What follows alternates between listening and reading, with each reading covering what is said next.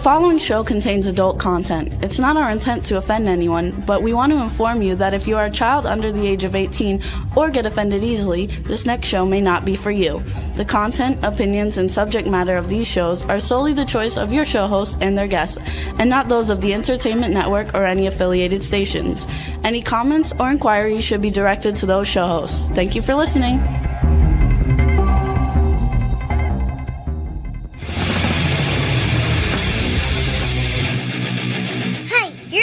To the Adventures of Pipeman on W4CY Radio.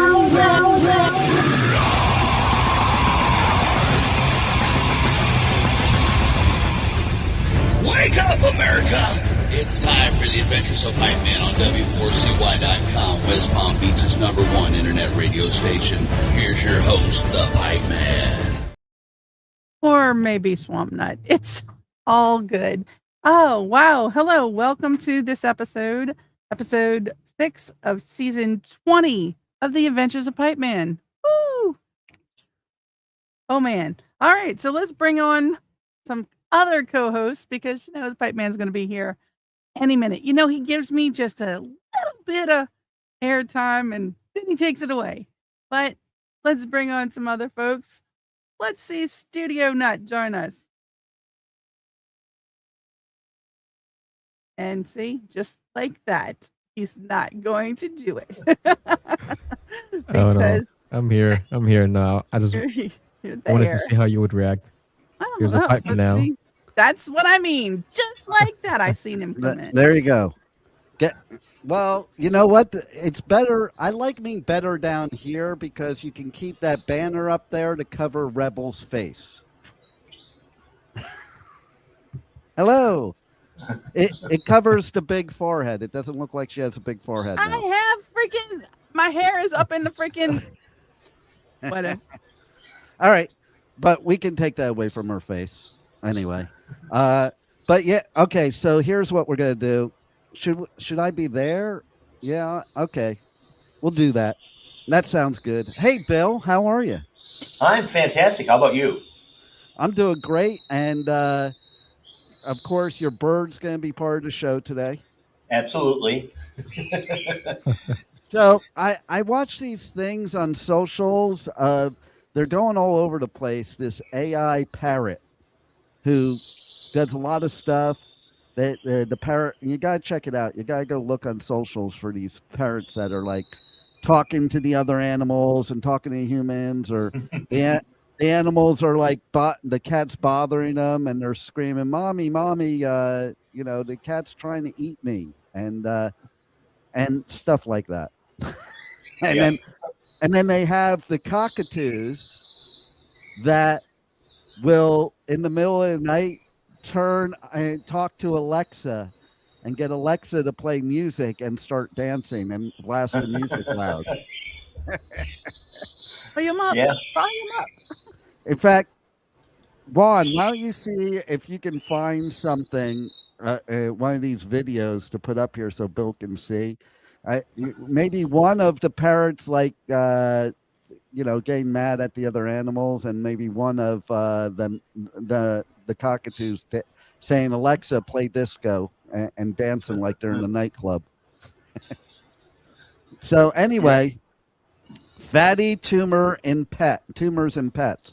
By the way, before we get to that, I wasn't here in the very, very beginning, so I don't know what was said because I had this scenario that was a 5-minute deal with a client that, those clients, Bill, that they want to have control of things, technologically speaking. And then they don't know anything about technology, so they insist on having control, and then they screw everything up every time, or they don't know how to get into something. A little advice for my listeners here, okay? Make sure you remember what your email address is to whatever you start an account with, number one. Because without that, you're not getting into your account. Number two, remember your passwords. But if you don't know the email address, you can't reset the password either. So a 5-minute job that started at like 7 this morning just finished like a few minutes ago. I'm sure you deal with that too in the store too, with people that they don't take your advice and then they get upset at you because something went wrong by not taking your advice. Is that true? Does that happen to you? Absolutely, all the time. That ties right into the topic for today, because what the consumers are being told on a lot of technology is one thing, but on medical, on health, that sort of thing, that involves a lot more common sense than the technical stuff on electronics, and there is none. Huh. Well, it's funny too. And when I was putting up making the titles for today's show, because after we have all this great pet stuff, we're going to go into some great business stuff later in the show, and we're going to do ticket giveaways and all. But I was reading the title afterwards, and I was like, screw it, I'll just leave it like that because people may tune in just because they think like me. But I was like, okay, so I named today's show Fatty Tumors in Pets, plus you must have a line of credit. My first thought when I see that after I wrote it was, you better go get a line of credit for the veterinarians to pay them if your pets have fatty tumors. Absolutely. Absolutely. And that's not what I meant by that, but I guess that was the universe just saying, this is what really happens. It is. It really is. It's such a sad case. I mean, here we are in 2026, and we can't get out of our own way when it comes to doing anything cancer except raising money for big foundations and big hospitals. That's all we do. We just raise all this money for the search for the cure. Where are they looking? Because I know they're not looking at anything living, because the answer is right in front of us. Right? So what is this with fatty tumors in pets? How does that happen? Well, one of the big issues, of course, with our pets is the amount of preventive medicine that's being prescribed. And that's in the form of shots and warmers and, heartworm stuff. All this stuff, sometimes up to, just on the injectables, up to 100 different ones in the lifetime of a dog. Then you take and add in like these so-called heartworm remedies that don't work. They're not preventative. It says on the box it's not a prevention, but the veterinarian is actually lying to you when they say that. And you're giving, anywhere from 12, from one injection a year to 12, other tablets or doses, if you will, for the lifetime of the animal. And then we're wondering why the life of the animal is only, averaging 8 years now when it should have been over 20. I have a question as far as that goes. What is wrong with humans today that they don't have common sense? I'm just thinking to myself, okay, if I have a dog or a cat, they survive, especially cats. They survive pretty well on their own. They survive on the outdoors, whether they're domestic or not, playing fine on their own. Okay, and there are dogs in the wild, or like if you go to Puerto Rico, there's dogs like just hanging out everywhere. Places like that. Why is it that humans here don't use some common sense to say, oh wait, these dogs and cats don't need all this stuff except when they're in our house? It's, it's the narrative that, of course, has been provided for the last 40, 50 years, basically. And, of course, they took it off the human medicine side, where you have to have checkups. You have to do this. You have to do that. And they believe that the only person that can give advice is somebody that's wearing a white coat. And, it doesn't matter how many letters you have after your name, doesn't make you smart, doesn't make you more not more educated, but, have more knowledge. It just means that you were able to pass a few tests in school. And, And then It also means you have the knowledge. It also means they have the knowledge that was given to them. That doesn't mean it's the right knowledge. That's right. Yeah, it's a sale. I mean, basically, in most cases, doctors, veterinarians are nothing more than drug pushers. Because, unless you get into some of the specialties, which the specialties don't work either, because they're only looking at one body part. You go to a heart specialist, he's looking at your heart. How did I get a heart problem? Oh, I don't know. Probably hereditary, probably genetics. Genetics has very little to do with it. We never look at the root cause. That's where the problem lies. And that's where the fatty tumors that come from, basically, it's cancer. However, most doctors, most veterinarians will not tell you it's a cancer. They'll tell you that, this is just a little eruption in under the skin. We can just hack it out. And they're hacking these things out month after month, year after year on an ongoing basis until it finally turns into a hard tumor. And then all of a sudden now they're in panic mode. But they didn't do anything to prevent these from happening in the first place. They actually contribute to them with all these drugs. It's, and of course, when you see some of the sizes of these things, how big they can get, that animal has got to be in discomfort all the time. Oh, yeah. But if you actually watch the dog or the cat, they ignore it. It's just a part of life. They're not running to the oncologist. But you mean they're not little whiny bees like human beings are? No, they're not. No, they're not for the most part. And there's a lot of technology out there, starting with food, that actually allow the body to heal and cure itself. Can you imagine that as a concept, that you can actually rebuild your own body?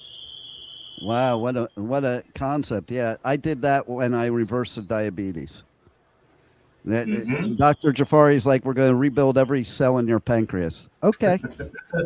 Yep. That's what the body does. And, liver, kidneys.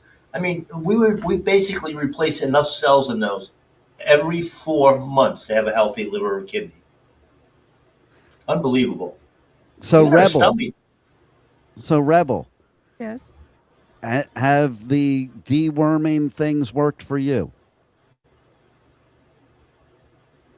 What deworming things? The things that the vets are doing to, like, that he's just said doesn't work. I don't go to vets. I don't believe in vets. I don't have any faith in the medical profession for humans either. Tell us why that is. Why? Which part? Why do I not have faith in the medical profession? Because the ADM, AMD, whatever that thing is, they are a governing agency of all people who pay lots and lots and lots of money to study, to have letters in front of or behind their names, and they never follow up on learning. Like, a cosmetologist has to continue to learn every year. A lawyer has to continue to learn things every year. Doctors apparently go in, test once, get those letters, and screw people up so they can make a living. What do you think about that, Bill? Well, and there's a lot of truth to that. I mean, obviously, in my 60 years of doing this, it's just been crazy when I look at the indoctrination, first off, that doctors and veterinarians are put into a position, basically the Rockefeller model of only patented medicine, nothing natural. Food has nothing to do with it. Exercise has nothing to do with it. I'm down here, I'm driving over to the studio. I'm looking up at the sky. It's nothing but a checkerboard of chemtrails. It's been that way all morning long. And, what are they, all these poisons that are going into our body, and then they just add more to it. How can you believe them? Ask them, if you ask them what, like I said, what the cause is, and actually, is this medication going to help cure me? If it's going to cure me, why do I have to be on it for life? Yeah, exactly. You're on it for life because it doesn't cure you. It keeps you sick. But let's hear what a parrot has to think about this. Alexa, play music. Playing disco playlist. Yeah! Party, party! Baba Guy, what are you doing? It's 2 o'clock in the morning! Alexa, stop! Round 2. Okay. There's another one. I think this is the one that you had mentioned that he That's requested. the perfect cockatoo one. That's the exact one I was talking about too. There's others, but There's another one that's similar. There's one with a bunch of them, like parrots and cockatoos, and a whole bunch of them they're at the Studio 54. What's the other one you got there, Juan? Alexa, play club music. Parrot, go to sleep. Squawk. I didn't see that one. Now, yeah, find us the one where the what you can call it, the parrot is like yelling at a cat or a dog or something like that.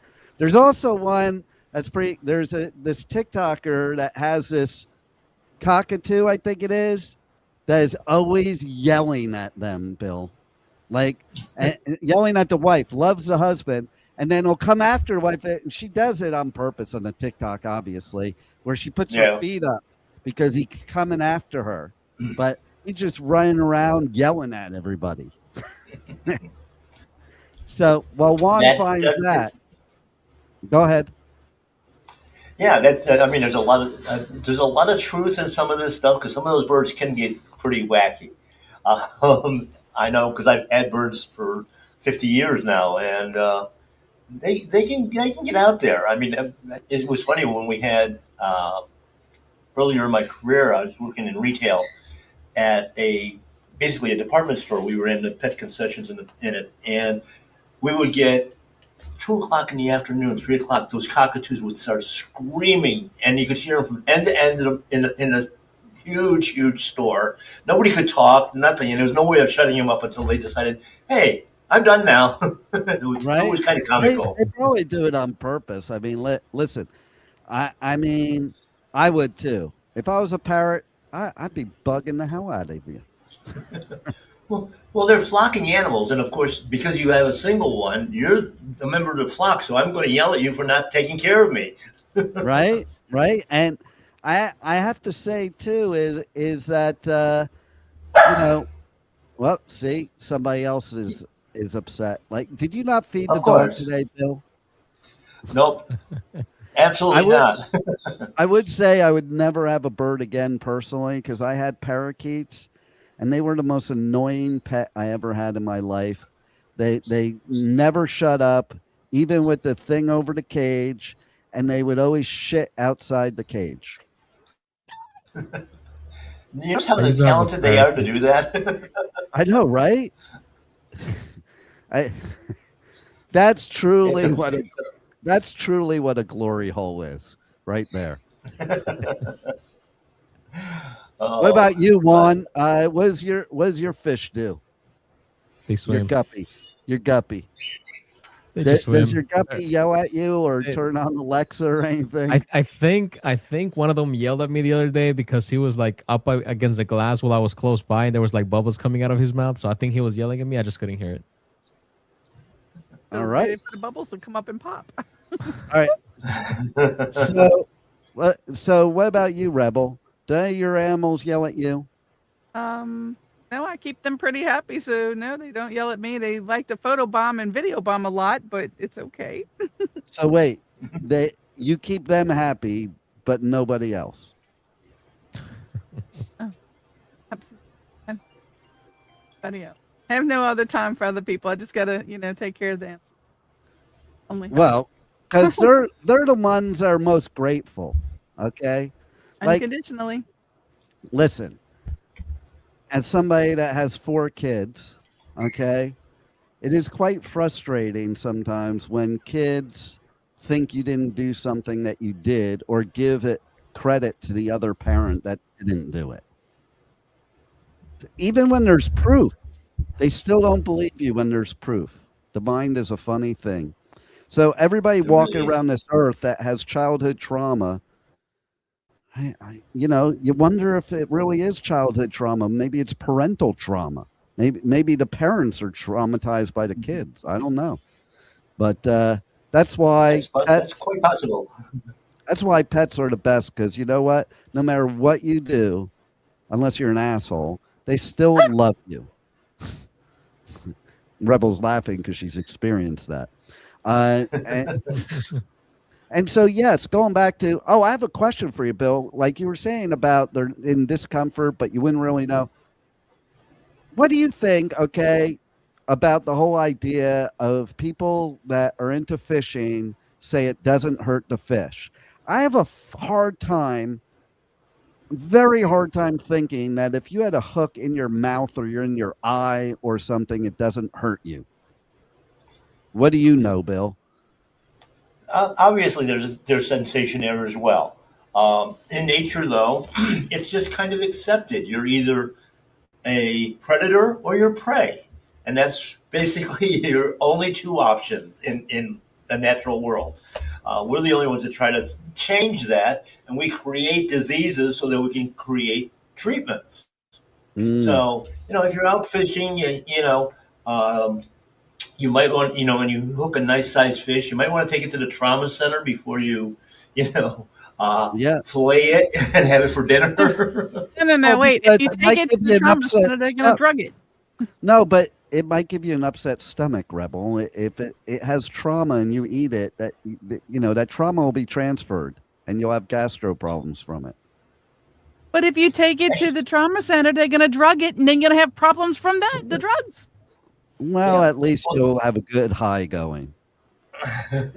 yeah. I mean, if one of the things with when we look at the food industry, the meat industry especially, is you want to keep that animal that's going to be slaughtered as calm as can be, because if they're excited, if they're being crowded, all of that sort of stuff, it's an adrenaline rush, and that does affect the quality and the taste of the food itself.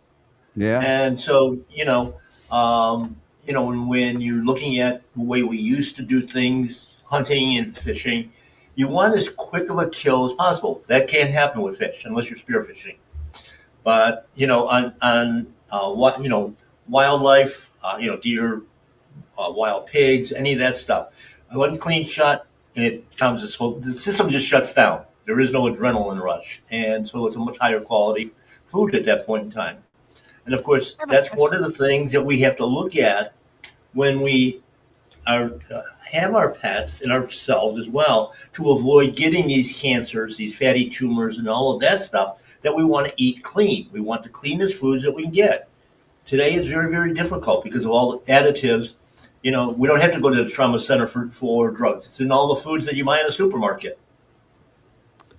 Well, and also I saw something somewhere, a booth at like one of the events I was doing, where they had cannabis gummies or whatever for dogs and cats. Mm-hmm. I mean, we're getting kind of ridiculous, okay? Because isn't THC toxic to dogs and cats? It is, and they on all these things, though they limit it very, very strictly. The CBD portion of it is what really does the work itself, because it's basically turning on receptor sites in the body. All mammals produce their own CBD, believe it or not, and it's a whole part of the system, just like the adrenal system. Um, Instead of the adrenal system kicks in when there's trauma, the CBD, the endocannabinoid system kicks in when there's inflammation. So it's turning on and flushing those areas with nutrients and blood cells and protector cells and a whole host of healing mechanisms. And it works in most cases, but you still have to have the nutrition behind that. You can't stimulate new stem cells, for instance. We do some other technologies with light patches and stuff like that. You can't. You can get healing because we're targeting areas, but you still need that clean nutrition to be able to heal. Let the body heal itself. And where would be the best place to look for that clean nutrition? Obviously, at my paleo pet to start with, especially if it's for your dog or cat. But you have to look at finding suppliers of clean, foods. I was having a discussion earlier um, about how we didn't start out with organic labeling. We didn't start out with pasture raised labeling, if you will, until they started playing games with adding chemicals to our food, to dog food, cat food, all of that, because then it became a marketing game. And there's no reliability. I mean, we don't know do you have any idea where that vegetable was even grown sometimes? So much of this stuff comes from around the world. It's in transit forever. And yet, we think, oh, it's got an organic sticker on it, or it says all natural. 20 years ago, 30 years ago, everything all of a sudden became all natural. What was it before? I don't think they're not labeling it as artificial today, which is what it really is. Well, when Americans go to places like Costa Rica or Europe or whatever, one of their biggest complaints is how quickly the food goes bad. And it's like, hello, that shouldn't be your complaint. If your food is not going bad like it would in the wild, there's something wrong with it. Or Absolutely. And when you think, you go into the supermarket and you're looking at, let's say, a salad mix. Okay, there's, 5 or 6 different vegetables there. Where did those come from? Each one of those components could be from a different country. And then they're all just thrown into a warehouse here in the United States, chopped up, rinsed with, I don't know how clean the water is, but, and then packaged, and it lasts for 2-3 weeks in the supermarket. I just saw that one of the organic certified associations has filed lawsuits against a chemical company because they're using a special chlorine mix in those misters that are over the produce counters that's not organic. So there's no, and it's not disclosed. There is no sign that, this lettuce, this broccoli has been sprayed with XYZ. There's just no accountability, if you will. And they just get away with it. They get away with it. Oh, yeah. And that's why there's a lot of yelling in every other area because while people are focused in other areas, this stuff can happen. Okay, we had one of the students raising their hand, so. Thank you. I want to go back to it's a fourth door on the right-hand side. I want to go back to the fish. Now you say about the fish trauma. Now, what happens when they're catch and release? What is that doing to the fish on a regular basis before somebody decides to keep it? I think it's making them more food because now you've caught them. They could be bleeding, and now they're dinner. Yeah. Even though you release them. Yep. Their natural predators are out there looking. In fact, you see, the videos all the time where while they're on the hook being reeled in, and that shark just comes along and you end up with a fish head. Nothing more. Yeah. It happens all the time. But no, I was more talking about, you can go to a catch and release place. They only have, say, catfish in the pond. This is the only thing in here is catfish. It's made for catching and releasing. But what happens if it's been caught so many times and then somebody decides to keep it? So how much trauma has that fish been through before you're eating it? And if they're doing that, how much trauma has that held on to? And if it goes into a supermarket or just in your own plate, what is it doing to you? Well, it's going to have a negative impact, obviously. When we look at the way, with animals that were caught and released this way, they're going through all these traumas, okay? But they've learned to struggle so that muscle tissue is going to be tough. It's going to be a lot tougher, not going to be fit for basically human consumption at that point in time. People ought to second guess that catch and release thing.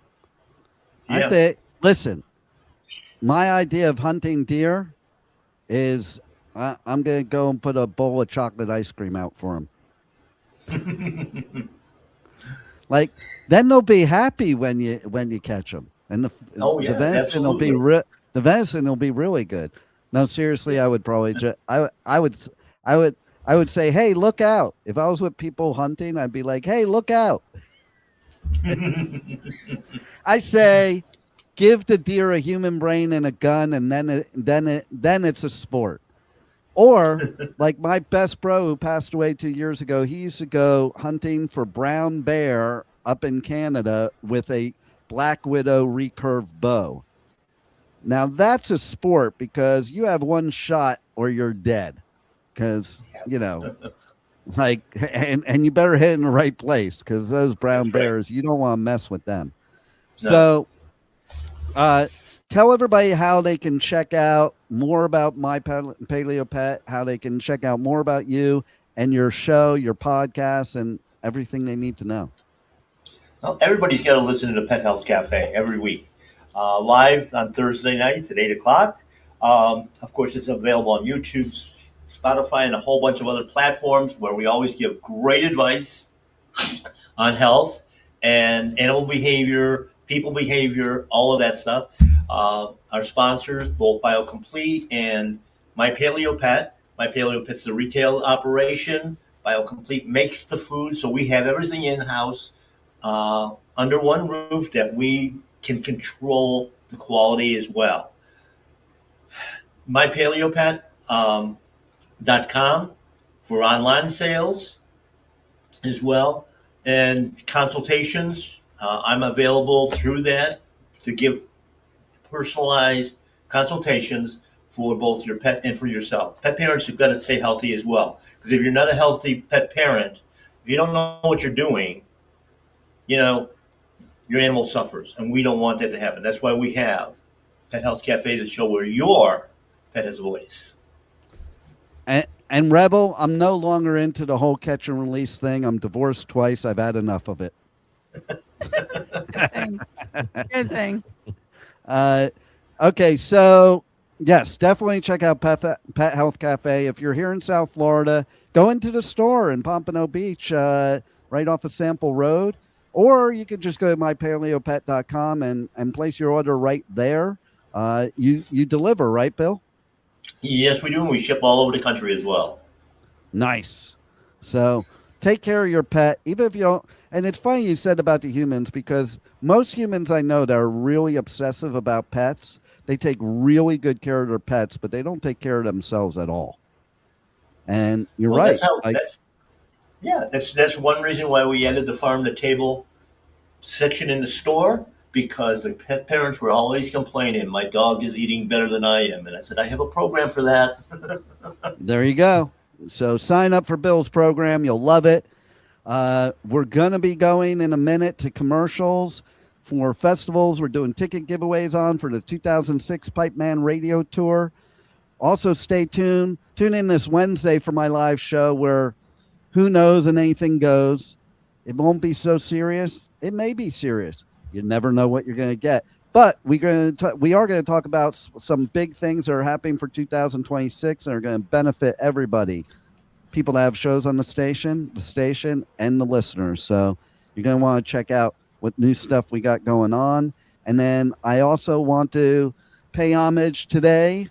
It is Martin Luther King Day. And so we should pay homage here on the show.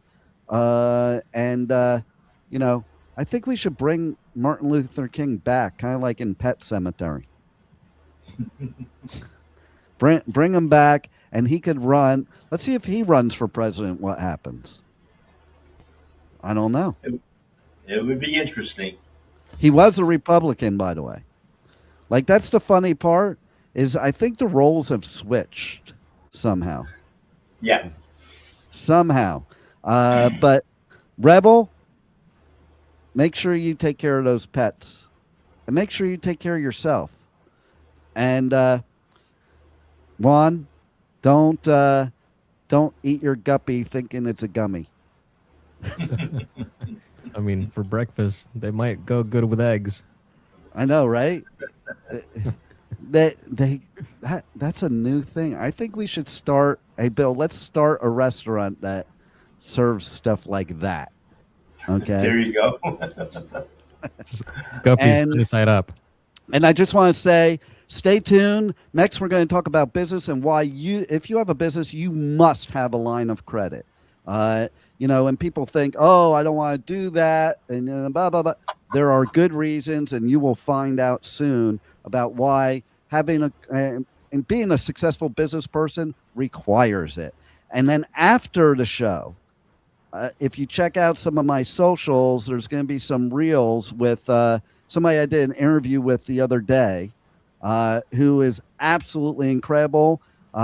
She's not only a musician, she's a great artist. She even paints surfboards, and was down here for Art Basel in Miami. Yeah, I can think today. And she is somebody that has some new music that's absolutely badass. And I'm going to give Rebel a test now. And her name is Chloe Trujillo. Do you know who that is, Rebel? I do not. Do you not? Do you want? Don't you Google it. I see your eyes. He's typing. I did not. Okay, so that's if you ever heard of a band called Metallica, okay, that's the bassist, his wife, and then I've interviewed her son before. Funny story during that interview I brought up in this interview is that when I interviewed him, he had cut his hair short. He used to have super long hair, and I was like, "What made you cut your hair?" And he goes, "My whole family's long hair. I was rebelling." So now you can rebel by cutting your hair instead of growing it. The circle of life. Changed. Circle of life right there. And on that note, there's some really, really good bands that are playing in Columbus, Ohio, and in Daytona, Florida this spring. Can you tell them what they might have won? The Sonic Temple Art and Music Festival returns May 14th through 17th with My Chemical Romance, Tool, Bring Me the Horizon, and Shinedown. Plus, Pierce the Veil, Good Charlotte, The Offspring, Sublime, Godsmack, Breaking Benjamin, Marilyn Manson, and so many more. Sonic Temple in Columbus, Ohio, May 14th to 17th. Passes on sale now for as low as $1 down at sonictemplefestival.com. Welcome to Rockville. Returns to Daytona International Speedway May 7th through 10th with Foo Fighters, My Chemical Romance, Guns N' Roses, and Bring Me the Horizon. Plus Turnstile, Five Finger Death Punch, The Offspring, Breaking Benjamin, A Day to Remember, Godsmack, and so many more. Welcome to Rockville, May 7th through 10th. Passes on sale now for as low as $1 down at welcometoRockville.com. I can't frickin' wait. And I will be there. Come see me at Sonic Temple or Welcome to Rockville. They also announced a lineup for Incarceration just the other day. Stay tuned.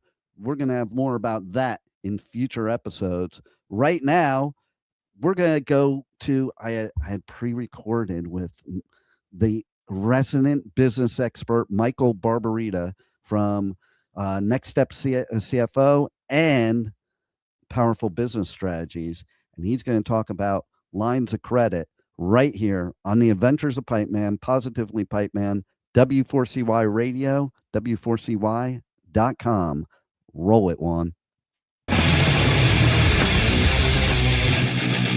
Hey, you're listening to The Adventures of Pipeman on W4CY Radio.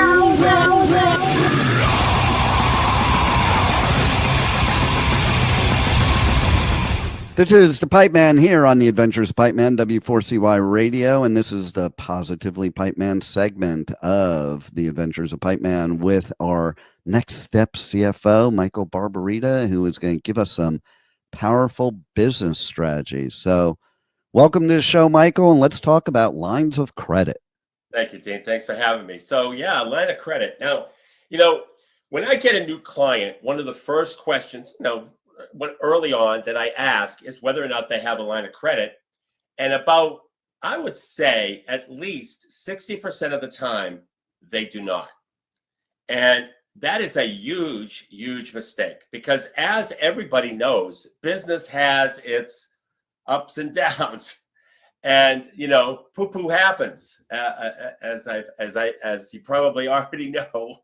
Yeah. And part of that poo-poo is poor cash flow due to whether it's economic conditions, whether it's just a seasonality thing, whether it's a bad sales week, whatever it may be. There's a million ways to have a cash flow dip, and most of them can be temporary if you manage your cash flow properly.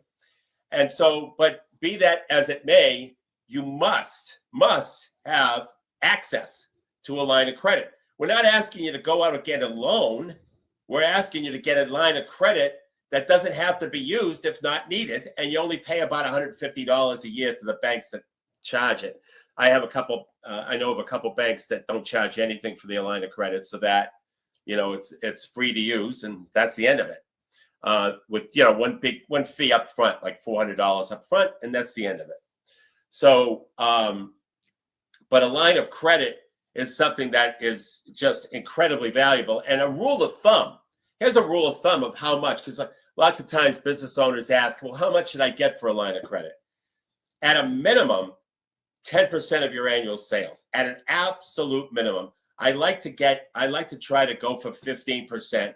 It depends upon your credit and your situation, but even if somebody should get, let's say a $2 million business should have a $200,000 line of credit, and they can't get it, but they can get a $50,000 line of credit, I make sure they get at least a $50,000 line of credit, because you've got to have it.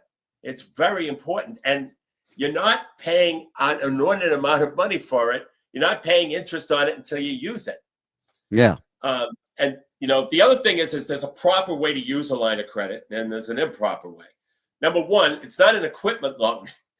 Sometimes business owners go out and buy equipment with their line of credit, and then the bank, who has what's called a zero balance provision in most line of credit agreements. And a zero balance provision means that you've got to zero out your line in a period of 12 months. You got to zero out your line of credit for 30 days. So if you're going to buy equipment with your line of credit, you're not going to zero out your line of credit, and that's going to cause problems. Now, for the most part, as long as you're making your interest payments, banks leave you alone. They let things carry forward. But just wait till there's an economic crisis and the bank is starting to get pressure from the Fed to start exercising their rights under these agreements, like the zero balance provision, and start calling in loans as a result of it. That's what happens. So you got to use your line of credit for cash flow dips, essentially, and seasonality situations. Other than that, you really shouldn't use your line of credit to buy equipment or to fund operating losses. That's another mistake. Now, if you think your operating loss is temporary, that's different. But if you think that then you might go through a couple of years, funding an operating loss to a line of credit, I know it's there. I know you'll probably do it, but it's not a good idea. Not a good idea. It's like living off of credit cards. That's right. Stop making profit. And there are a variety of ways. We've taught you a lot of strategies in the course of this show on how to go about increasing sales, increasing business, having better pricing strategies, upsells, downsells, cross sells. We've talked about strategic partnerships. We've talked a number of ways to increase sales. That's what you should be doing instead of funding your operating losses with a line of credit. So I have a question too that probably a lot of listeners are thinking of. Okay, so how hard is it to get this line of credit? Because I would think that it's much harder to get a business loan than a personal loan. And I would think that a line of credit would be very hard to get because they know that you could make the mistakes that you were just talking about. And that puts you as more of a risk. And because it's a line of credit, like if you buy equipment, they don't have a lien on your equipment because it's a line of credit.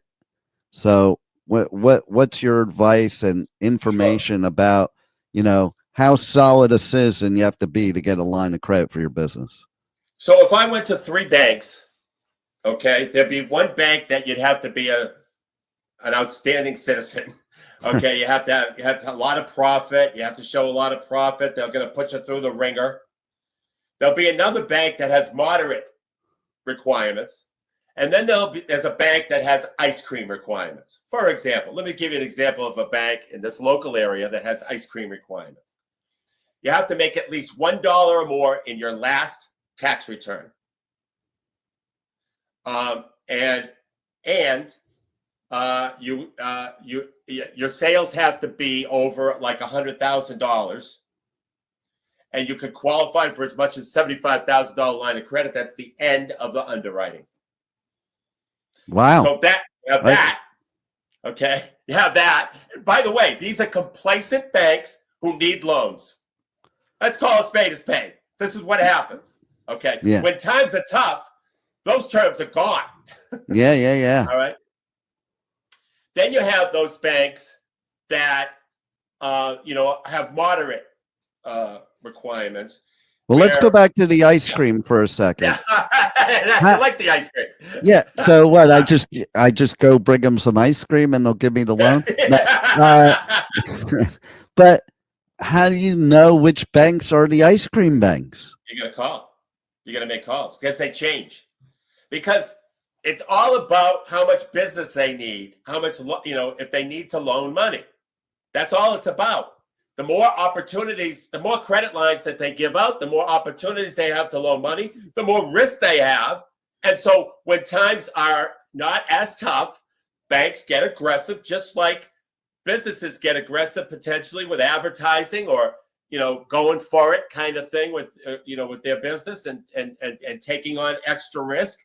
Banks do the same thing, and different banks at different times do that.